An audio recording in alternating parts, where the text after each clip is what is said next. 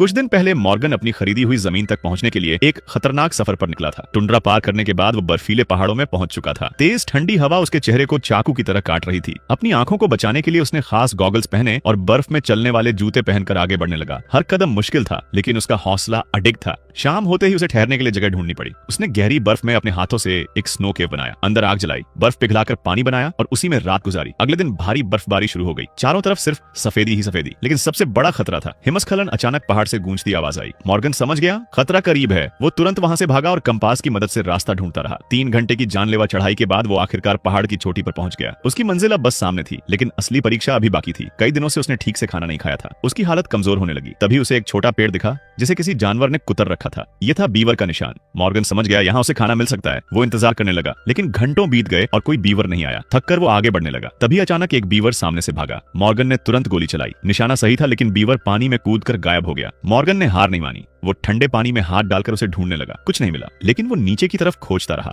आखिरकार उसे बर्फ के नीचे एक काला साया दिखा। बीवर वहीं फंसा हुआ था। उसने पत्थर से बर्फ तोड़ी, हाथ अंदर डाला और उसे बाहर खींच लिया। उस पल की खुशी शब्दों में नहीं बताई जा सकती। उसने वहीं पेड़ के नीचे बीवर को काटा, मांस अलग किया और खाल उतार ली। फिर लकड़ी की सींग पर मांस को भूनने लगा। जलते मांस की खुशबू उसकी भूख को और बढ़ा रही थी। पहला कौर लेते ही उसे जैसे नई जिंदगी मिल गई। अब मंजिल सिर्फ 60 मील दूर थी। उसने फैसला किया आज आराम करेगा ताकि आखिरी सफर पूरा कर सके। 1 हफ्ते बाद वो अपनी मंजिल के करीब पहुंच गया। अब सिर्फ 10 मील बाकी थे, लेकिन उसका खाना खत्म होने लगा था। अगले दिन एक पायलट उससे मिलने वाला था जो उसे सप्लाई गिराने वाला था, लेकिन शर्त थी उसे समय पर उस जगह पहुंचना होगा। जल्दबाजी में मॉर्गन गिर पड़ा। वो बच गया, लेकिन उसके बैग का पट्टा टूट गया। अब चलना मुश्किल हो गया। तभी उसने दिमाग लगाया, अपने इन्फ्लेटेबल राफ्ट में हवा भरी और बैग को उस पर रखकर खींचने लगा। ये तरीका काम कर गया। आखिरकार सूरज ढलते समय उसे एक नारंगी निशान दिखाई दिया। यही उसकी जमीन थी। लंबे संघर्ष के बाद वो आखिरकार घर पहुंच चुका था। उस रात आग के सामने बैठकर वो अपने सफर को याद करता रहा। अगले दिन उसने एक बड़ा सिग्नल फायर बनाया ताकि पायलट उसे देख सके। काफी इंतजार के बाद आसमान में विमान की आवाज गूंजी। मॉर्गन ने तुरंत आग में लकड़ी डाली। घना धुआं उठने लगा। पायलट ने उसे देख लिया और कुछ ही देर में 4 सप्लाई पैकेट आसमान से नीचे गिरे। मॉर्गन खुशी से झूम उठा। अब उसके पास सब कुछ था अपने सपनों का घर बनाने के लिए। क्या आप इतनी ठंडे सफर में जिंदा रह पाते? और ऐसी ही स्टोरी के लिए चैनल को लाइक और सब्सक्राइब कर लो, वरना मिस कर दोगे।